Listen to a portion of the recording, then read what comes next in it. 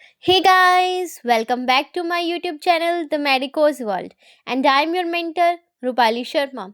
तो स्टूडेंट्स, हम लोग कर रहे थे क्लास 12th का चैप्टर बायोटेक्नोलॉजी। उसके अंदर हम लोगों ने ओवरव्यू ले लिया था चैप्टर का और प्रिंसिपल्स देख लिए थे हम लोगों ने। और हम लोगों ने क्या देखा था इस चैप्टर के अंदर कि हम लोग जीन क्लोनिंग कैसे करते हैं, रिकम्बिनेंट डीएनए कैसे बनाते हैं, उसका हम लोगों ने इंट्रोडक्शन देख लिया था। आज हम लोग कुछ एग्जाम्पल्स देखेंगे, रेस्ट्रिक्शन एंजाइम क्या होते हैं हम लोग ये देखने वाले हैं, और हम लोग टूल्स देखेंगे कि कौन कौन से यूज़ करते हैं हम लोग इस चैप्टर के अंदर। So let's get started. Let us now focus on the first instance of the construction of an artificial recombinant DNA molecule. सबसे पहले एक एग्जाम्पल देखेंगे हम लोग कि कैसे हम लोग आर्टिफिशियली क्या बनाएंगे। जो हम लोगों का रिकम्बिनेंट डीएनए मॉलिक्यूल है, जो हमारा जीओआई है, उसको हम लोग वेक्टर के साथ अटैच करके कैसे ट्रांसफ़र करेंगे, उसको बोलते हैं रिकम्बिनेंट डीएनए मॉलिक्यूल। कैसे हम लोग बनाएंगे, यहाँ पे जीएमओ के अंदर डालेंगे हम लोग, जेनेटिकली मॉडिफाइड ऑर्गेनिजम्स। तो देखो यहाँ पर the construction of the first recombinant DNA emerged from the possibility of linking a gene encoding antibiotic resistance with a native plasmid। यहाँ पे क्या बोला हम लोगों को, किसका प्लाज्मिड लिया, सैल्मोनेला टाइफाइड म्यूरियम का। ये याद रखना, जो टाइफाइड कोज करता है उसका हम लोगों ने क्या लिया। देखो कोई भी हमारा, यहाँ पे देखो ध्यान से, यहाँ पे देखो,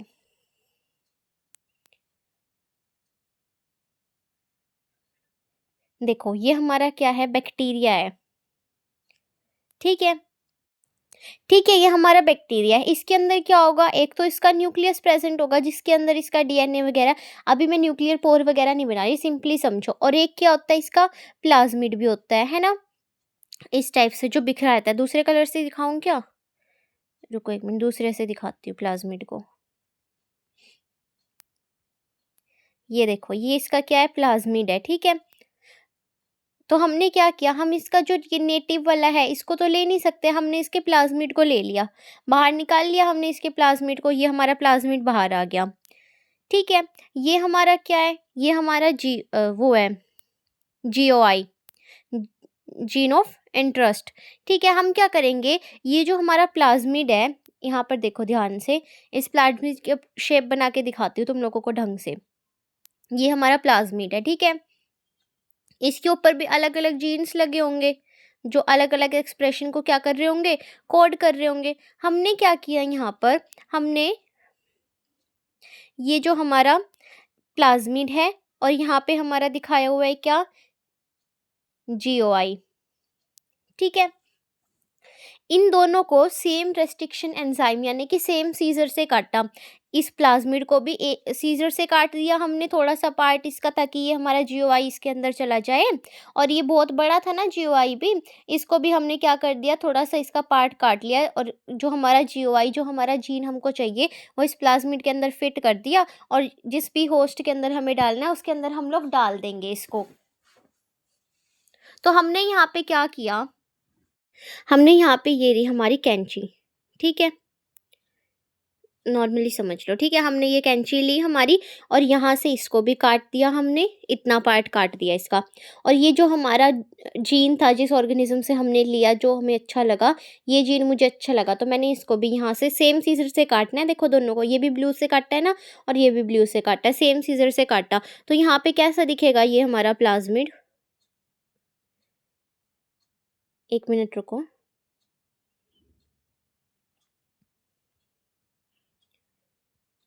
ये कुछ ऐसा दिखाई देगा तुम लोगों को।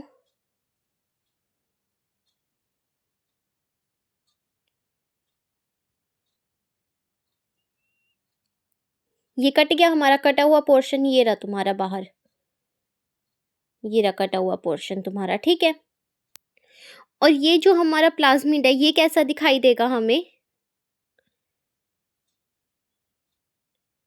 कुछ ऐसा दिखाई देगा। बाकी के जीन्स तो हमने काट दिया ना, यहाँ से काटा था, तो ये ऐसा दिखाई देगा।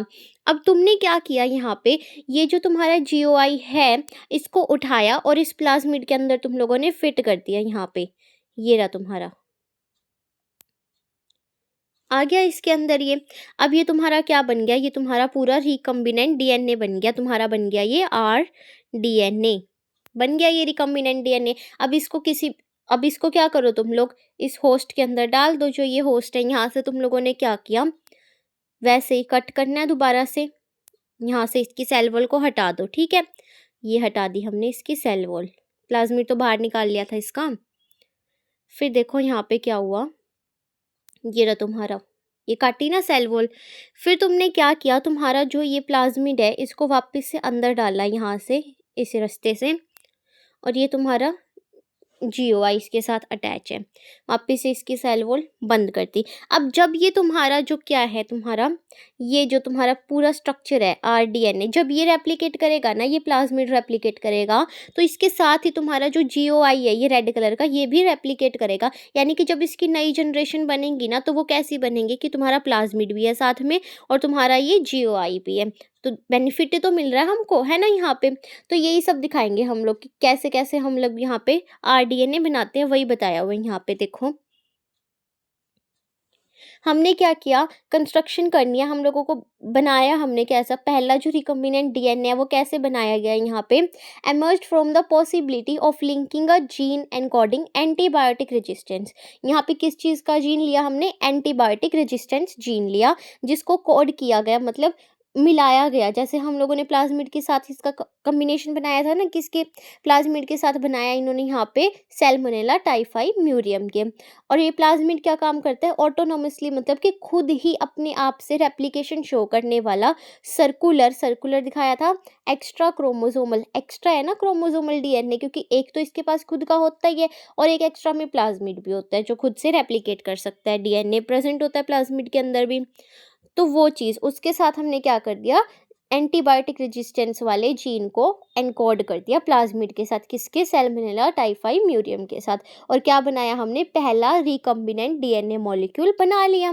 किसने बनाया, ये स्टैनली कोहेन और हर्बर्ट बॉयर ने। कब, अकम्प्लिश दिस इन 1972 के अंदर बनाया। कैसे, बाय आइसोलेटिंग करके अलग निकाल के, क्या, एंटीबायोटिक रेजिस्टेंस जीन तुम्हारा कैसे निकाला अलग, by cutting out a piece of DNA। इसका जो ये एंटीबायोटिक रेजिस्टेंट जीन थे ना तुम्हारे, इसका एक पीस DNA का बाहर निकालिए, कट करके सीजर से, कैंची से काट के।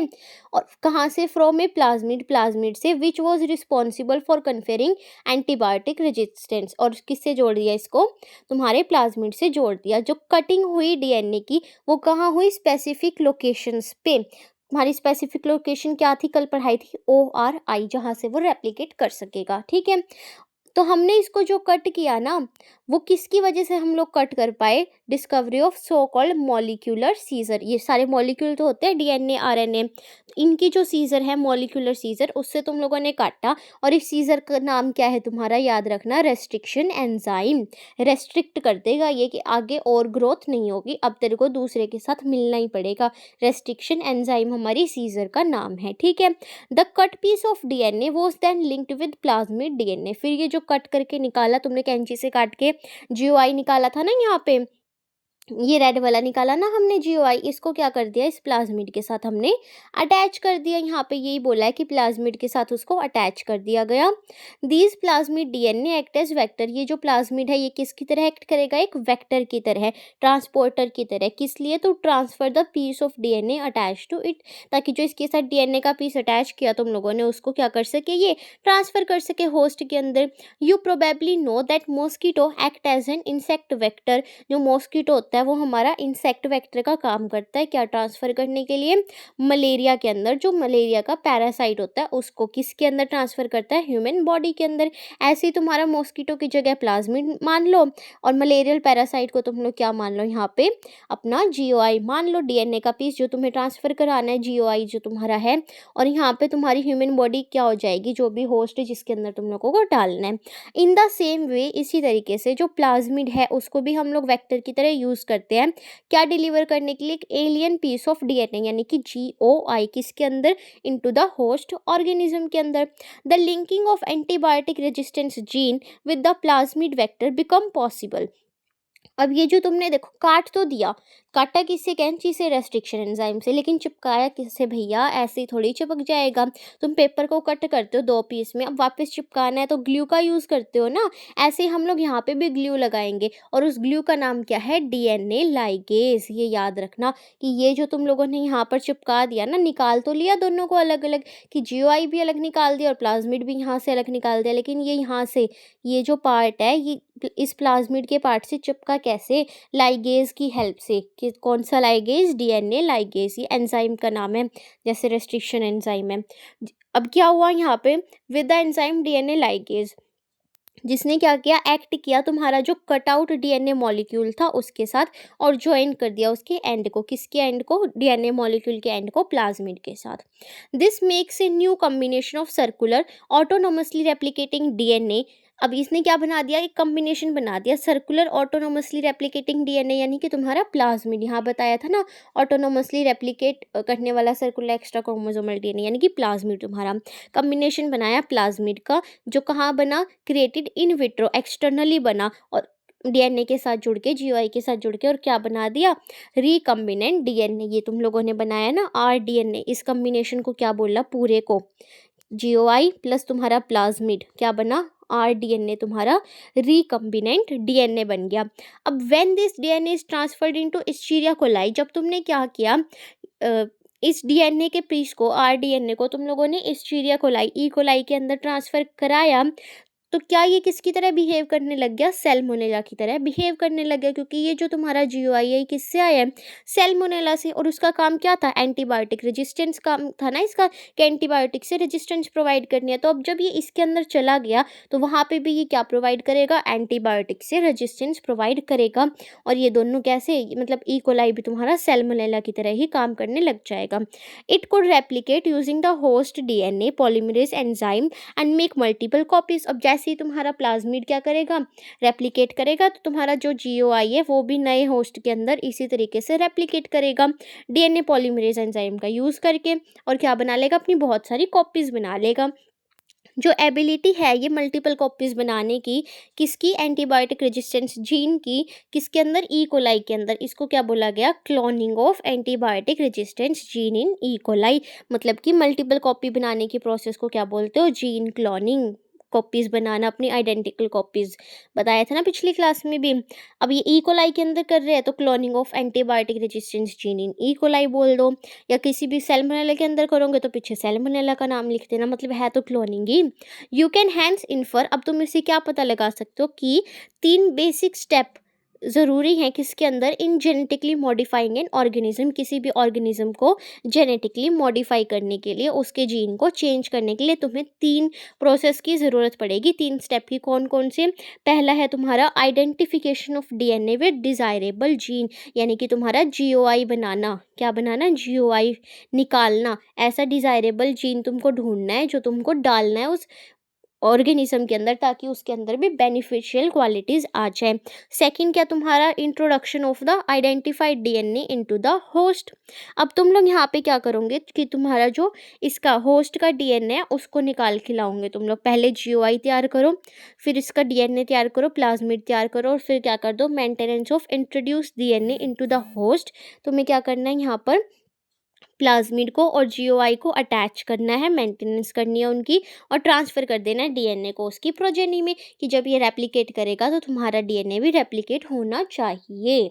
आया समझ? इतना कुछ भी नहीं है, सिर्फ एग्जाम्पल बताया हुआ, मतलब बहुत अच्छे से बताया मैंने तुम लोगों को। कोई भी टीचर नहीं बताएगा इतने अच्छे से जितने अच्छे से मैंने बताया, और तुम्हें समझ भी पक्का आ गया होगा। फिर है हमारे टूल्स, कि कौन कौन सी चीज़ें हम लोग यूज़ करेंगे आरडीएनए टेक्नोलॉजी के अंदर। खुद सोचो तुमने क्या क्या यूज़ किया। सबसे पहले तुम लोगों ने उसको क्या किया? पहले तो तुम्हें जीओआई चाहिएगा और प्लाज्मिड चाहिएगा, ठीक है, उन्हें अलग निकाल दो।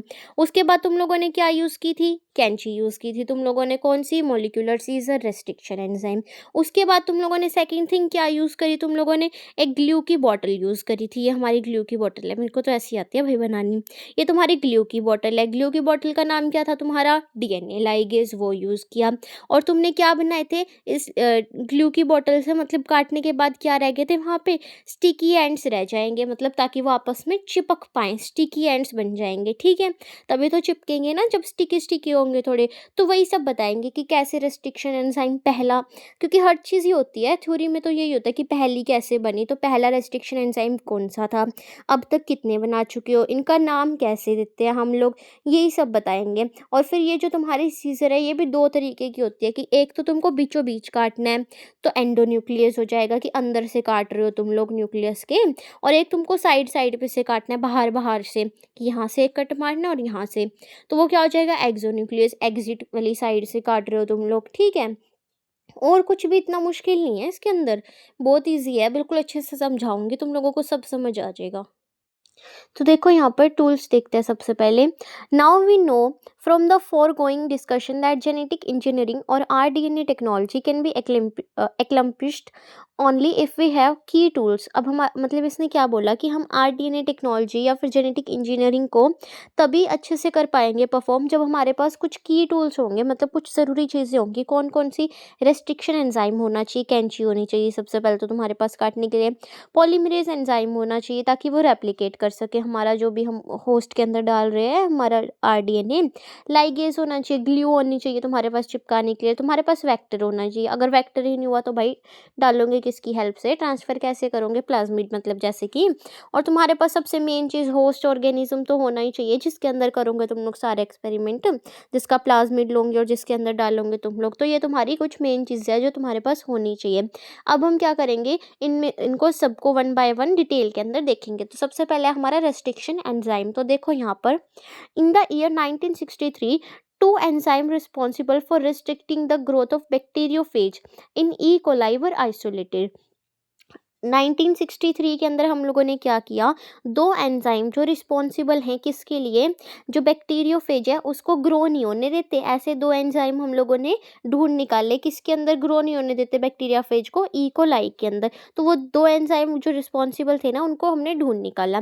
अब इनमें से एक जो था वो क्या करता था, मिथाइल ग्रुप ऐड कर देता था डीएनए के ऊपर, और दूसरा क्या करता था, डीएनए को कट कर देता था। तो कट करने वाले को तो हमने क्या नाम दिया यहाँ पर, रेस्ट्रिक्शन एंडोन्यूक्लियस, अंदर से कट कर रहा है ना वो, तो एंडोन्यूक्लियस। और काटने वाले का नाम क्या था, रेस्ट्रिक्शन एंजाइम हमारा, तो रेस्ट्रिक्शन एंडोन्यूक्लियस, ठीक है। क्योंकि हम यहाँ पे रेस्ट्रिक्शन एंजाइम की बात कर रहे हैं ना, इसीलिए कट करने वाला बताया है।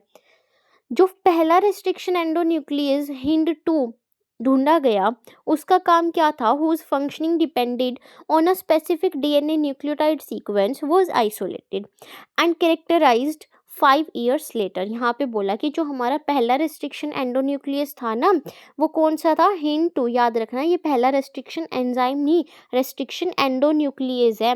कौन सा था पहला, हिंड टू। ये तुम लोगों को याद रखना है, पेपर में आ सकता है। उसका काम क्या था, जो उसका काम था ना वो काटना काम था। तो उसका जो ये काटना काम है ना ये डिपेंड करता है एक स्पेसिफिक डीएनए की न्यूक्लियोटाइड की सीक्वेंस के ऊपर। मतलब अगर ये सीक्वेंस होगी ना, मान लो क्या सीक्वेंस है तुम्हारी कि 1 2 3 4 5 6, कि जहाँ पे भी तुमको ये सीक्वेंस दिखेगी वहाँ हिंड टू काट देगा। अगर कहीं पे चेंज होगी, देखो यहाँ पे ये हमारी सीक्वेंस है, ठीक है। हाँ, तो हम लोग कहाँ पर थे कि हाँ, हम लोगों ने कोई भी एक स्पेसिफिक सीक्वेंस ले ली कि हम मान लेते कि हमारा जो हिंटू है वो सिर्फ ये 1 2 3 4 5 6 सीक्वेंस पर ही क्या करता है, अपना काम करता है, काट देता है डीएनए सीक्वेंस को, ठीक है। हमने देखा कि यहाँ पे ये रहा हमारा पूरा डीएनए, ठीक है। यहाँ पे हमारी सीक्वेंस कौन सी है, 1 2 3 4 5 6, ठीक है। यहाँ पे हमारी 1 2 3 4 5 5, 1 1 2 3 4, 1 0 2 9 8, कुछ भी लगा लो। यहाँ पे 1 2 3 4 5 6। तो हमारा जो ये हिंटू है ये आया यहाँ पर, ये रहा हमारा हिंटू, ये रहा हमारा हिंट टू, ठीक है। इसने देखा कि मेरी सीक्वेंस कहाँ है, ये रही एक तो मेरी सीक्वेंस, ठीक है, और मेरी सीक्वेंस कहाँ है, ये रही। तो इसने क्या किया, यहाँ से कट लगाया, यहाँ से कट लगाया, ये काट दिया तुम्हारा। और याद रखना ये तुम्हारा क्या है, एंडोन्यूक्लियस है। तो ऊपर भी मतलब ये सीक्वेंस और होंगी, यहाँ पर नीचे भी, क्योंकि ये एंडो है ना, अंदर से काटेगा। तो तुम्हारे इसने यहाँ से इसको काट दिया बीच में से। क्यों, इसने अपनी ये स्पेसिफिक सीक्वेंस क्या कर ली, पहचान ली। यहाँ पे देखो, यहाँ पे नहीं काट सकता, 5 था, यहाँ पे सीक्वेंस चेंज हो गई, यहाँ पे चेंज हो गया।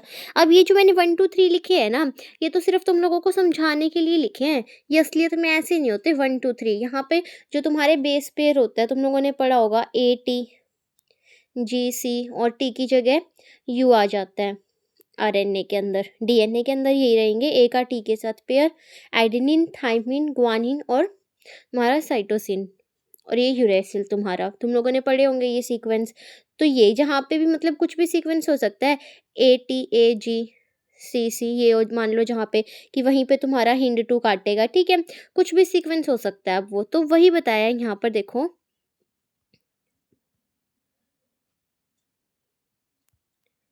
ये देखो, यही बोला है कि डिपेंड करता है स्पेसिफिक DNA न्यूक्लियोटाइड के सीक्वेंस पे, ये आइसोलेट किया गया। और ये इसका जो कैरेक्टराइजेशन किया गया, मतलब कैरेक्टर्स फाइंड आउट किए गए, वो 5 साल बाद किए गए। इट वाज फाउंड, क्या पाया गया कि जो हिंड 2 है वो हमेशा कट करता है DNA मॉलिक्यूल्स को एक पर्टिकुलर पॉइंट पे, क्या करने के बाद, by recognising the specific sequence of 6 base pair का जो सीक्वेंस है उसको रिकॉग्नाइज कर लेगा कि अच्छा यही मेरे 6 बेस पेयर वाला सीक्वेंस है। तो वहाँ से क्या करता है, ये कट लगा देता है। जो ये स्पेसिफिक बेस की सीक्वेंस होती है ना, इसको क्या बोलते हैं, रिकॉग्निशन सीक्वेंस फॉर हिंड 2। किसी भी एंजाइम के लिए उसको क्या बोला जाएगा, रिकॉग्निशन सीक्वेंस बोला जाएगा, कि जो भी हमारी स्पेसिफिक बेस पेयर की क्या होगी, सीक्वेंस होगी, कि पहचान लेता है हमारा एंजाइम की ये वाली मेरी सीक्वेंस है, तो वहीं से कट लगाता है ये। बिसाइड हिंड 2 के अलावा आज हमारे पास 900 से ज़्यादा रेस्ट्रिक्शन एंजाइम्स है जो हम लोगों ने आइसोलेट किए हैं 230 स्ट्रेन से बैक्टीरिया की, each of which recognise different recognition sequence. अब आप लोग सोचोगे, क्या सोचोगे आप लोग कि रेस्ट्रिक्शन एंजाइम तो 900 और स्ट्रेन सिर्फ 230, तो ऐसे कैसे। देखो, जो भी बेस पेयर सीक्वेंस होता है, जैसे वही 1 2 3 वाला एग्जांपल लेते हैं। देखो यहाँ पर ये हमने एग्जांपल लिया 1 2 3 वाला, कि एक तो सीक्वेंस हमारी ये हो गई, हो सकता है दूसरे एंजाइम से भी हमको क्या सीक्वेंस मिली, ये सीक्वेंस मिली। एक हमने सीक्वेंस ले ली ये, एक हमने सीक्वेंस ले ली ये, ठीक है, कुछ भी लगा लो, ये सीक्वेंस है। मान लो ये दो तो हमको एक एंजाइम, एक बैक्टीरिया से मिल रही है, ये हमको अलग बैक्टीरिया से मिल रही है, और ये हमें अलग बैक्टीरिया से मिल रही है। तो एक से दो भी मिल सकती है, एक से हो सकता है एक ही मिले, 4 मिले, 5 मिले। तो इस वजह से कि 230 स्ट्रेन से, 230 बैक्टीरिया से हम लोगों को 900 रेस्ट्रिक्शन एंजाइम मिले। तो एक से हो सकता है किसी एक बैक्टीरिया ऐसा हो जिससे 4-5 मिल गए हम लोगों को, तो इसलिए 900। जो the convention for naming this enzyme is the first letter of the name comes from genus. अब ये जो हम लोगों ने जैसे हिंड 2 नाम दिया, ये हिंड 2 आया कहाँ से नाम, ये जो पहला है H जो है, यानी कि तुम्हारा फर्स्ट लेटर जो है वो कहाँ से आएगा, जीनस के नेम से आएगा, जो भी जीन होगा। सेकंड के जो 2 लेटर हैं तुम्हारे बाद के I और N, जैसे कि यहाँ पे देखो, जैसे हम हिंड 2 का ही एग्जाम्पल ले लेते हैं। देखो यहाँ पर ये रहा हमारा हिंड 2, और ये भी याद रखना ये हमेशा रोमन में लिखा जाता है जो लास्ट में वर्ड होगा। तो ये जो तुम्हारा H है ये कहाँ से आया, जीनस से। जीनस क्या है तुम्हारा, हीमोफिलस, हीमोफिलस इन्फ्लुएंजा होता है ना। और IN तुम्हारे कहाँ से आए, स्पीशीज से, इन्फ्लुएंजा, ठीक है, हीमोफिलस इन्फ्लुएंजा। ये D क्या है तुम्हारा, स्ट्रेन। 2 स्ट्रेन होते हैं, एक R स्ट्रेन होता है और एक तुम्हारा D स्ट्रेन होता है, ठीक है। और जो तुम्हारे रोमन वर्ड है वो कौन से आए, कि तुम्हारा स्ट्रेन का नंबर क्या है, मतलब 1 2 3 कुछ भी नंबर हो सकता है, तो जिसके अकॉर्डिंग वो हम लोगों ने डिराइव किया। तो पहला किससे आएगा, जीनस से पहला वर्ड, सेकंड के 2 वर्ड तुम्हारे स्पीशीज से, D या कुछ भी हो सकता है वो तुम्हारा स्ट्रेन, और जो रोमन नंबर में लिखा है वो सीक्वेंस ऑफ डेरिवेशन की, कैसे हम लोगों ने डिराइव किया, कैसे हम लोगों ने आइसोलेट किया। तो देखो यहाँ पर पहला कहाँ से आया, तुम्हारे जीनस से, एक सेकेंड, पहला आया तुम्हारे जीनस से, सेकंड 2 लेटर जो है वो तुम्हारे स्पीशीज से, जो प्रोकैरियोटिक सेल की स्पीशीज है जहाँ से उन्हें आइसोलेट किया गया, जैसे कि ई और 1। ये कैसे मिलेगा तुम लोगों को? पहला ई कहाँ से आया? इस्चीरिया। सी ओ कहाँ से आया? कोलाई। आर कहाँ से आया? R Y strain. और ये जो 1 है तुम्हारा, ये आया 13, आर वाई 13 स्ट्रेन। इसीलिए ई कोर 1 में क्या है तुम्हारा? आर लेटर कहाँ से आया? नेम ऑफ स्ट्रेन है तुम्हारा, ये जो 1 है। Roman number following the names indicate the order. जो रोमन नंबर आ रहा है ये क्या तुम्हारा? ऑर्डर इंडिकेट करता है कि एंजाइम जो है वो स्ट्रेन बैक्टीरिया से जो हमें मिला है वो किस ऑर्डर में मिला है, कि कैसे वो डराइव हुआ है। पहले वाला आया तो पहले लिख दो, बाद में आया तो बाद में लिख दो। जो रेस्ट्रिक्शन एंजाइम है वो बिलोंग करता है एक लार्जर क्लास ऑफ एंजाइम के, जिसको तुम लोग क्या बोलते हो? न्यूक्लियेज। मतलब रेस्ट्रिक्शन न्यूक्लियेज एंजाइम होता है ये। तो ये भी 2 तरीके के होते हैं न्यूक्लियेज, एक एक्सोन्यूक्लियस और एक तुम्हारा एंडोन्यूक्लियस। ठीक है। एक्सोन्यूक्लियस तो न्यूक्लियोटाइड, देखो जो तुम्हारा डीएनए होता है ये न्यूक्लियोटाइड से तो मिलके बना होता है। तुम्हारे ATGC जो बताए हैं ये सारे तुम्हारे न्यूक्लियोटाइड ही तो हैं, बेस पेयर। तो ये तुम्हारे 2 तरीके के होंगे, एक तुम्हारा एक्सो और एक तुम्हारा एंडो। एक्सो कहाँ से काटेगा न्यूक्लियोटाइड को? एंड से, बाहर, exit gate, exo exit end से। जबकि तुम्हारा एंडो अंदर से काटेगा, cut at specific position within the DNA, DNA के अंदर किसी स्पेसिफिक पोजीशन से। हर एक जो तुम्हारा रेस्ट्रिक्शन एंडो न्यूक्लियस अंदर से काटने वाला है ना, फंक्शन करता है कैसे? By inspecting the length of a DNA sequence. अपना सीक्वेंस पहचान लेगा डीएनए का कि कितनी लेंथ मेरे को काटनी है। मतलब कि कोई 6 बेस पेयर वाले को काटता है, कोई 7 वाले को काटता है। तो ये अपनी अपनी रिकॉग्निशन साइट होती है। एक बार उसने क्या करा, अपनी स्पेसिफिक रिकॉग्निशन साइट को पहचान लिया, उसके बाद वो क्या करता है? बाइंड कर जाता है डीएनए से और कट कर देता है 2 strain of the double helix, क्योंकि डबल होता है ना हमारा, ऐसे डीएनए होता है। तो वो क्या करता है? दोनों साइड से काटता है, 2 स्ट्रैंड काटेगा, इसीलिए इस वाले स्ट्रैंड को भी और इस वाले स्ट्रैंड को भी, दोनों को at specific point in their sugar phosphate backbone. और इसकी बैकबोन किससे मिलकर बनी होती है? शुगर फॉस्फेट से। हर एक जो तुम्हारा रिस्ट्रिक्शन एंडोन्यूक्लियस है वो रिकॉग्नाइज करता है एक स्पेसिफिक सीक्वेंस को, जिसको क्या बोला जाता है? Palindromic nucleotide sequence. तुम्हारी पैलिंड्रोमिक मतलब कि आगे से भी पढ़ोगे तो सेम और पीछे से पढ़ोगे जब भी सेम। ये हम लोग नेक्स्ट लेक्चर में देखेंगे पैलिंड्रोमिक सीक्वेंस क्या होती है। ये देखो यहाँ पर कैसे तुम्हारा रिकम्बिनेंट डीएनए बनेगा और रेस्ट्रिक्शन एंडोन्यूक्लियस कैसे काम करता है। यहाँ पे हमारे ई कोर 1 की बताई गई है कैसे वो फंक्शन करता है। तो देखो ये हमारा क्या है? वेक्टर डीएनए है। ये हमारा फॉरेन डीएनए मतलब GOI है। ठीक है, ध्यान से देखो, यहाँ पे भी सीक्वेंस है GAATTC। ठीक है, यहाँ पे भी है GAATTC, यानी कि अब हमारे जो ये ई कोर 1 है इसने पहचान लिया ये इसकी सीक्वेंस है। ठीक है, ये इसने क्या किया? सेम एंजाइम ने ई कोर 1 ने इधर से भी काट दिया इसको, और इसने क्या किया? इधर से भी काट दिया इसको। थोड़ी कम करूँ क्या लेंथ इसकी? 1 मिनट रुको। देखो ये तुम्हारा इधर से भी कट लगा दिया, इधर से भी कट लगा दिया। ठीक है, सेम सीक्वेंस में काटेगा और ताकि तुम लोगों के जॉइन भी हो जाए। अब काटने के बाद क्या बन जाएंगे? स्टिकी एंड बन जाएंगे। तो इस तरीके से काटा ना, जी के बाद ए आएगा तो इधर से ए से ही काटना शुरू करना है, क्योंकि जी तो यहाँ रह गया। AATT, अब यहाँ का सी गायब है तो सी यहाँ से उठा लेंगे, ये आ गया। ये ऐसा कैसा यहाँ पे चिपका देगा, ये देखो चिपक गया ना यहाँ पर। डीएनए फ्रेगमेंट ज्वाइन हो गए स्टिकी एंड पे। तो तुम्हारा वेक्टर और तुम्हारा GOI दोनों को मिला के तुम लोगों ने क्या बोल दिया? Recombinant DNA. The enzyme cut both DNA strand at same site पे, GAATTC। ई कोर 1 ने क्या किया? कट कर दिया डीएनए को बिटवीन बेस, कहाँ पे? कौन कौन से बेस के बीच में? G और A के बीच में। Only when the sequence GAATTC is present in the DNA. ये तुम्हारा ऐसे काम करेगा रेस्ट्रिक्शन एंजाइम। उसके बाद फिर है हमारी पैलिंड्रोमिक सीक्वेंस। वीडियो की लेंथ काफ़ी लंबी हो जाएगी अगर ये भी अभी पढ़ाऊंगी तो ये मैं नेक्स्ट लेक्चर में पढ़ाने का सोच रही हूँ। नेक्स्ट लेक्चर में यहाँ तक कंप्लीट कर लेंगे ना, इलेक्ट्रोफोरेसिस भी बता दूंगी। तो इतना एक बार ध्यान से पढ़ लेना। आज हमने क्या सीखा? हमने एक तो टूल सीखे कि कौन कौन से टूल हम यूज़ करेंगे। आज हम लोगों ने रेस्ट्रिक्शन एंजाइम कंप्लीट कर लिया, इसके बाद पैलिंड्रोमिक सीक्वेंस रह जाएगी। और ये हम लोगों ने एग्जाम्पल के थ्रू समझा था कि हमारी RDNA कैसे बनेगा, रिकम्बिनेंट डीएनए। इसको बहुत अच्छे से रीड करना। अगर तुम लोग दोबारा NCERT से रीड करने बैठोगे ना, पक्का तुम लोगों को एक एक वर्ड समझ आएगा NCERT का। मैंने इस तरीके से पढ़ाया तुम लोगों को, सारी NCERT तुम्हारी टिप्स पर हो जाएगी। मतलब इतने अच्छे से बढ़िया से तुम लोगों को समझ आ जाएगा सब कुछ। अगर सेशन अच्छा लगा तो प्लीज़ यार लाइक कर दिया करो, तुम लोग बिल्कुल भी लाइक नहीं करते हो सेशन को, ना तुम लोग शेयर करते हो, कमेंट करना तो बहुत ही दूर की बात है। तो लाइक कर दिया करो, कमेंट कर दिया करो, ताकि मुझे भी थोड़ा मोटिवेशन मिले, मैं और अच्छे से तुम लोगों को पढ़ाऊँ, है ना? So please like, share and subscribe my YouTube channel, and don't forget to comment positive vibes. Keep loving, keep supporting, stay tuned. Thank you so much.